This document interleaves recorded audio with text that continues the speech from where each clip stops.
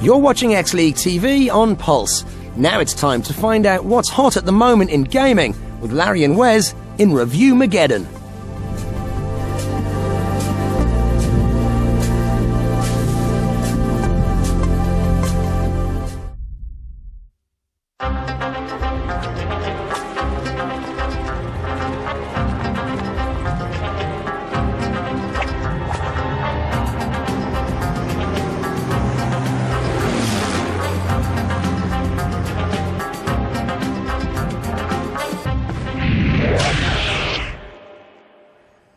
I'm not looking in there anymore. Oh, hello there, and welcome to Reviewmageddon, probably the funniest alternative review show in the world. That's right, we're back with a second series of the channel's most popular gaming show, and for a full 3 hours. Yes, and what? For half an hour, dude? Oh, right, half an hour. That's about 30 minutes, isn't it? Well, this episode we'll be looking at Euro 2008, beautiful Katamari and Dark Sector. You'll also be pleased to know we no longer got those scorecards. Why? What happened to them? Can't you remember? You sold it to confuse Pete, the bi-curious pirate, for some magical beans. Oh, yeah. And those magical beans would have taken us home and made us rich and famous. And what did you do with them? I ate them with some gravy. You ate them. Anyway, first up was a game from Nintendo that actually they bothered to release in Europe. Everyone's favourite fun-time Mario Kart racer on the Nintendo Wii. So rev your engines and check this out. Ooh, come on. Oh, yeah. Yeah. Here I go.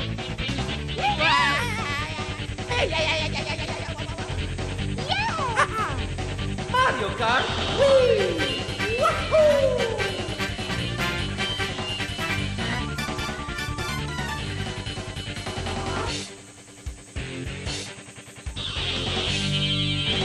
I'm coming, I'm first! Mario, I've got a new racing game that everybody's going to buy. Lovely.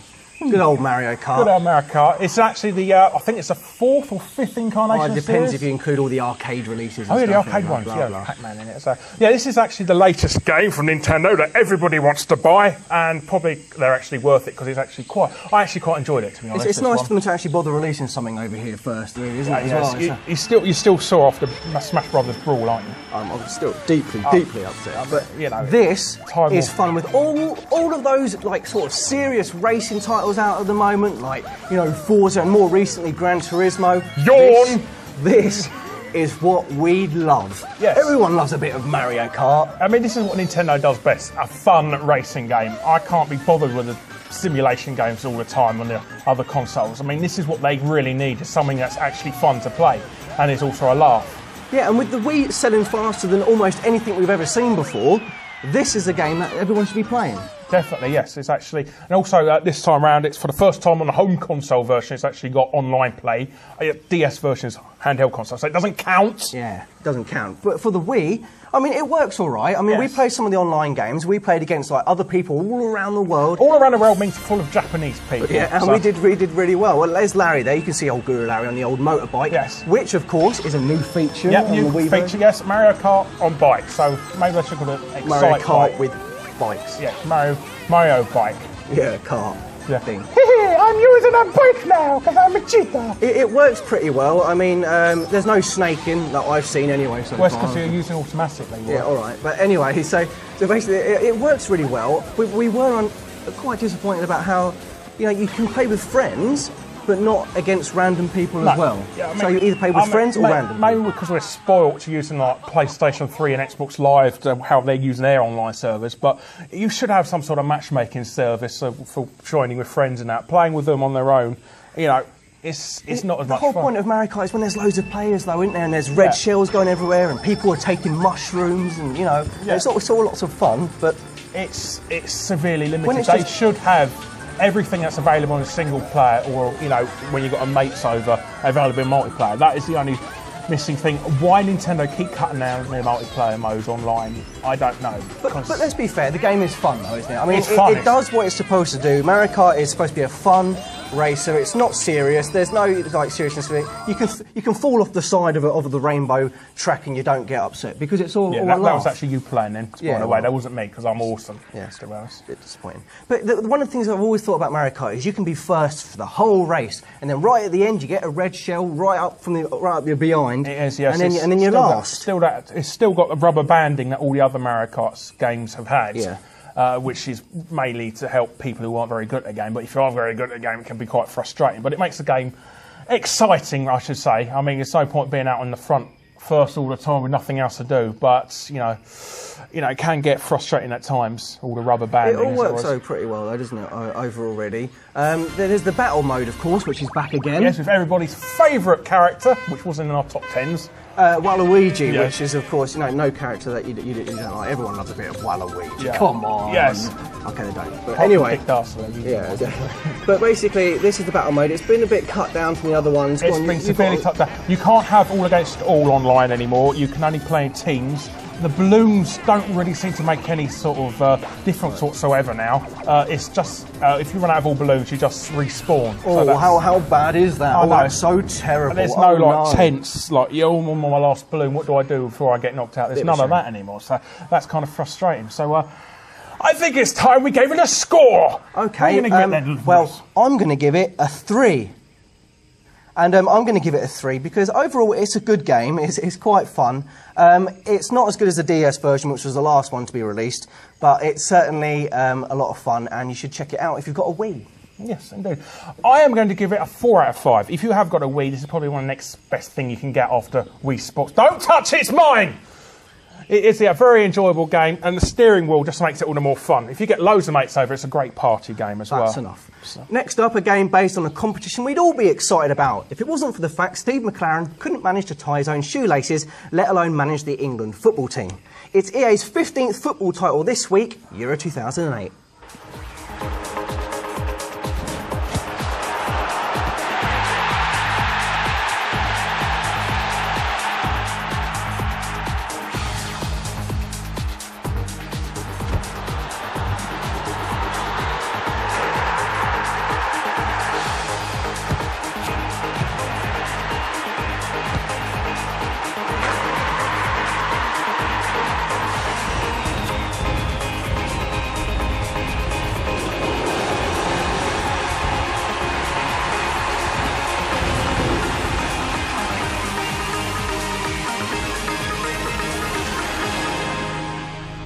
Well, now, you might be disappointed that England won't be participating in Euro 2008. I know I am.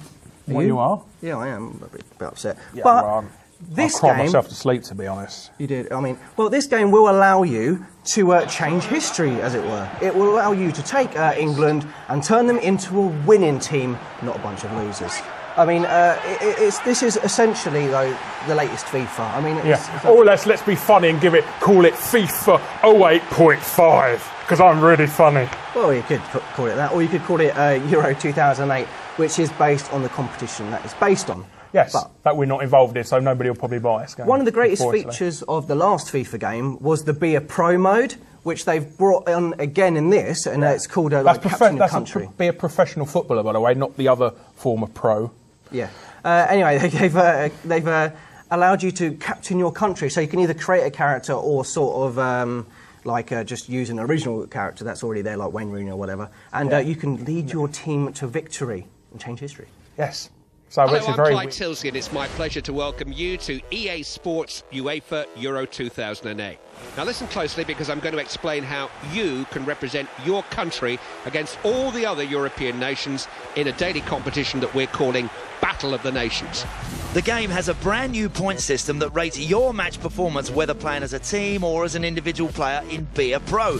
If you're connected to the EA servers, these scores are uploaded and represent yourself and your country in the daily leaderboards. At the end of each day, the gamers and nations in the top finishing positions earn points towards the overall leaderboards in the race to be crowned the champion gamer and nation of UEFA Euro 2008.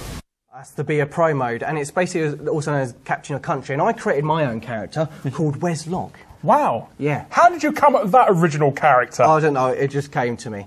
And my character was a striker, and he also has on the back of his T-shirt, Wes Rules. And my character was awesome. If you take a look there, you can see him right there, number 41, low number, right next to Wayne Rooney. Is that your IQ? Well, it's not my IQ, no, that's my position. And you can watch my absolutely genius footballing skills as I take on this keeper and slot it past him. Look at that, lovely little trick. And then you can do, that's another new feature, by the way, goal celebrations.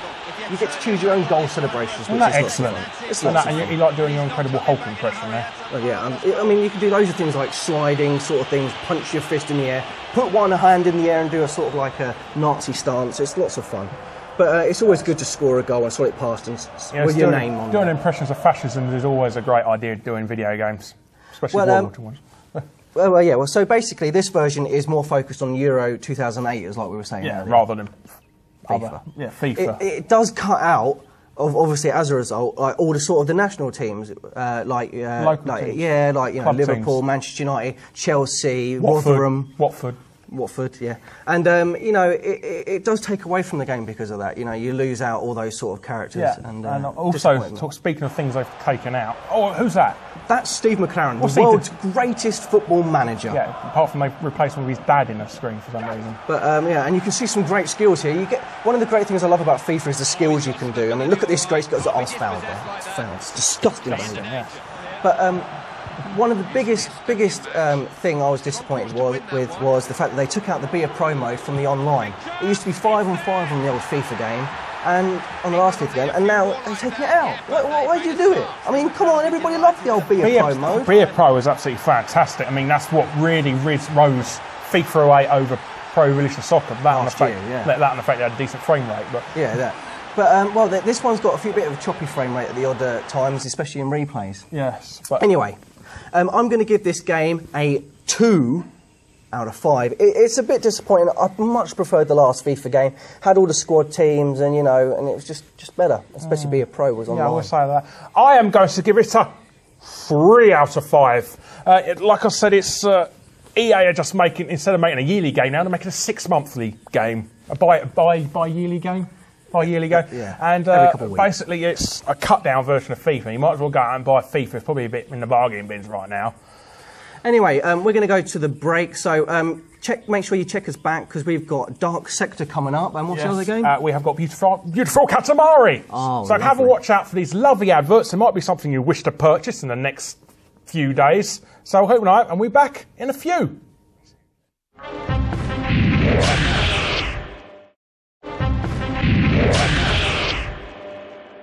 Hello and welcome back from the break. La la la la la la la la la la la la la la la. So what does that remind you of?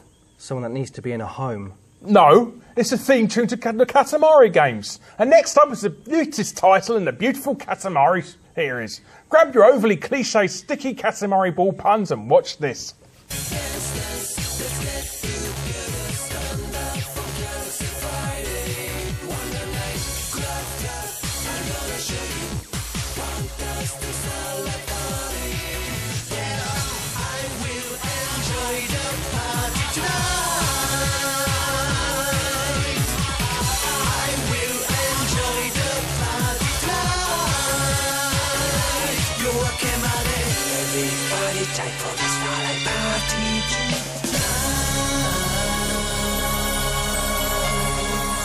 So we're back with Katamari Damacy 4 for the Xbox 360, and what a game it is!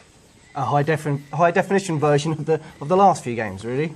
Well, yeah. So you can actually see it's actually quite wacky a game. I love this sort of menu sort of screen where you fly around. It's better than a normal text-based menu where you just fly around in space. Next level. Go into space casinos and disco floors, going, oh my goodness, why is there a space disco in space? And flying around with your big hammer-shaped head. Yes. Yeah, it's lots of fun. Yes, because beautiful colours. In this game, it's the King of the Cosmos has decided to play tennis on some alien planet and smashed the ball so hard he's actually created a rift, a black hole. Big black hole, and that's sucking up all the planet, and then it takes it away. Yes. It breaks it all up. And once again, he's asked the people of planet Earth if they don't mind giving up their stuff to make new planets. Yeah, he sends the prince off to go around with a big, large, sticky ball to collect all the stuff that he can get from Earth. So basically, he's a little thief who goes around stealing all the stuff from Earth to create new planets. Yeah, I don't mind you nicking my cookies and bits of paper clips and stuff like that, but, you know, you start kidnapping my family to turn them into planetary systems, you know, I have got to, you know, that is... Bit of a problem. Yeah, I'm going to stop We're going to have to do something about that. But, I mean, it's lots of fun. It's wacky. It's Japanese. I shouldn't say wacky and Japanese in the same sentence. Well, you should do, because it actually becomes second in our top 10 wacky Japanese games, isn't it? Some people don't like it. But it's one of those sort of fun, quirky games that, you know, you don't get very often apart from the Land of the Rising. No, you wouldn't, no. It is very different. I would say it's more of the same, but if you've never played a Katamari game before in your life, first of all, you shouldn't really consider yourself a gamer because you're mad. But if you have never played it before, you really should play a go at this because it's absolutely...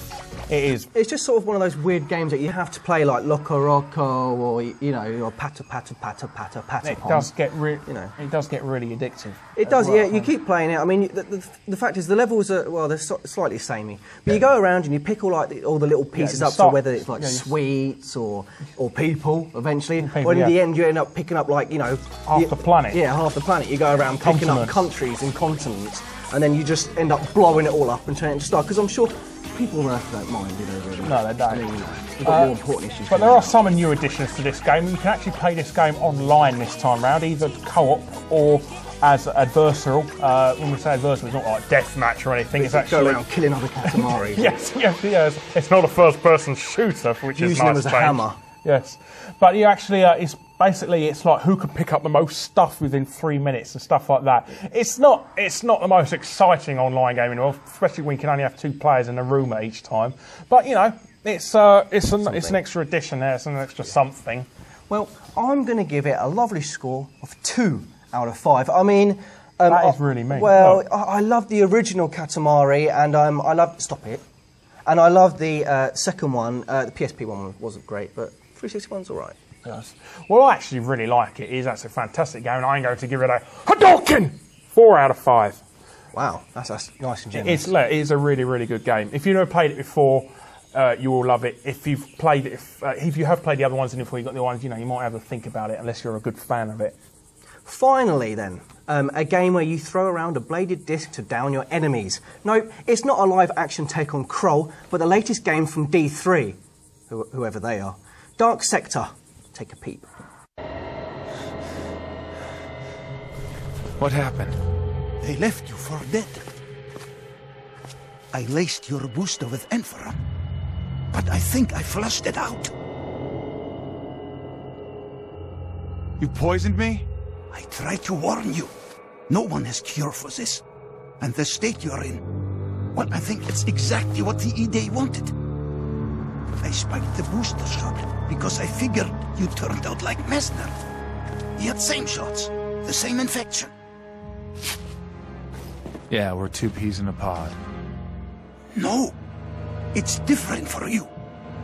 You have changed. You are... It's out there. What? What is? Messner's armored thing? Let it come. What a fantastic cutscene that was. I'll tell you what, there's nothing more scary than listening to an old Rusky telling you about some home truths while he's got a bit of cotton wool over his eye.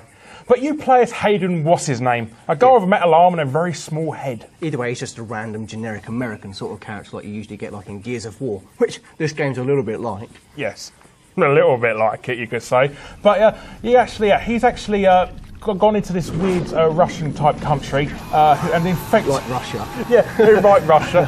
Well, I was going to say Soviet, actually. Well, don't know why I didn't say that. But anyhow, he's infected himself with this weird metal disease which is slowly taking over his body, turning him into some sort of ultimate weapon. And obviously, the Ruskies don't like him having all this metal stuff and small heads. Especially when he's got this super awesome sort of glaive weapon. Yeah, glaive. It's like a metal boomerang with some knives sticking on it, and you can have all these special powers. You can throw your glaive into it like a boomerang, which comes back and cuts them in half and stuff. Cuts their toenails. Cut their toenails. Sorry. Give them a haircut and stuff like that. Yeah, and you can also do some other really cool stuff like go invisible, like Predator. Well, it's not Predator style because you can actually go properly invisible this time. You don't like funny silhouette where people spot you a mile off. So you can sneak up to people and do some naughty things to them behind their back. Yeah, basically these powers develop over time, sort of thing, don't they? So you also get like a sort of force field, another sort of cool power. Yeah, and other cool things. You get these really interesting boss battles as well. Like this one looks a bit like that monster out of Shadow of the Colossus, really, that little dog thing.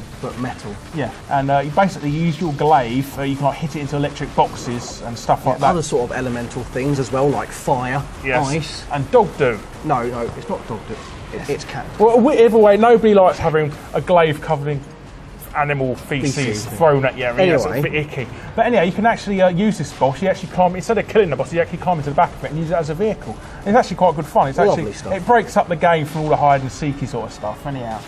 Yeah, I mean, basically the game's extremely similar to Gears of War. It is Gears of War. Added in a little bit of Resident Evil. And a little bit of Windback, which nobody seems to know what I'm talking about there. But it's even essentially got the guy from Resident Evil who says, "What you buying? What you selling?" Yeah. And it's got sort of Resident Evil-esque elements, especially the viewpoint is sometimes reminds me. Yes, and there's another boss battle here. There's actually a giant tentacle monster. No Japanese schoolgirls whatsoever in this thing. Isn't that weird? Yeah, and they haven't stolen that boss from Resident Evil either, of course. That's completely original. But as you can see, like you use the sort of elemental things to your and the blatantly obviously weak spot. Oh, there's a bit of electricity going there. I wonder if I get to use that in the boss battle. Unfortunately, I mean, I think some of the environments they like encourage you to like use smash lights to like use electricity, don't they? Yeah. Or use fire from certain objects. But it just seems so sort of contrived and sort of generic and linear, especially linear. Very linear. It does get a little bit boring later on. I mean, because you use all the special powers and that. But you can always get multiplayer, which I mean, if you're saying it looks like Gears of War, I mean, how does that not look like Gears of War? I mean, he's even doing a roadie run in Gears of War. I thought that was Gears of War. Oh no, he's got a blade there, so it's not. No. Basically, the multiplayer is all right. It's a little bit broken. It's a little bit broken. We actually keep using. I had to keep quitting out and getting back in the room several times so I could actually get the game to work and get jamming on a background for some reason. I wasn't driving me mad. I wasn't booting you. I wasn't booting you. You better not be. I'm taking you off my friends list. Oh, don't do that.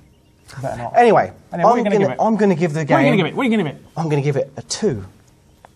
Mainly because, I mean, it's all right. I don't think it's as good as some of the other sort of games, similar games that have come out recently. Condemned 2, I'd recommend it more. Okay. It's more scary. I am going to give it a 3 out of 5. It's almost got a 4 out of 5. It's just almost boring on it. I mean, it was actually a PlayStation 3 launch title, this was originally supposed to be, but it got put back a year and a half. Oh, never mind. Anyway, let's have a look at the overall scores and see who's done what. Oh, UEFA Euro 2008 at the bottom there. Oh. That's not promising, is it? It's not very exciting there. Dark Sector's in 3rd place there. With a score of 5. That's, I don't know, I think it deserves it myself. But, yeah, it's not a bad game. No, that's what you're going to say. But Mario Kart is right at the top there with a massive 7 points. And our game of the week. Game of the week. That's lovely. And so let's look at the overall scores. Look at the ones for the series here. And as you can see, that Bully's still firmly sitting there right at the top. Yeah, it's doing very well. Will it be there next week? A bunch of sequels, you can see, especially Condemned 2, Mario Kart Wii and Vegas 2 at number 2. And, yeah, I think Lost Planet is a sort of remake. I think Lost Planet and Emergency Mayhem are the only titles on there that aren't sequel. Oh, Bully as well. So I'm stuttering. Well, Bully's a remake. So, yeah. And at the bottom, you can see Emergency Mayhem and Dynasty Warriors 6, which will hopefully be out. Yes, no, I mean, it's still staying there because it's a great wartime tactical fighter. No, it's terrible. It's repulsive. Anyhow, what have we got up next week then, Mr. Locke? Hopefully we'll have Grand Theft Auto 4. Hopefully. And we'll also have Wii Fit. Not that I need it with my trim figure. Oh, but we'll be seeing you next week, so stay tuned. Goodbye. This has been a Portland Interactive production for XLeague.tv.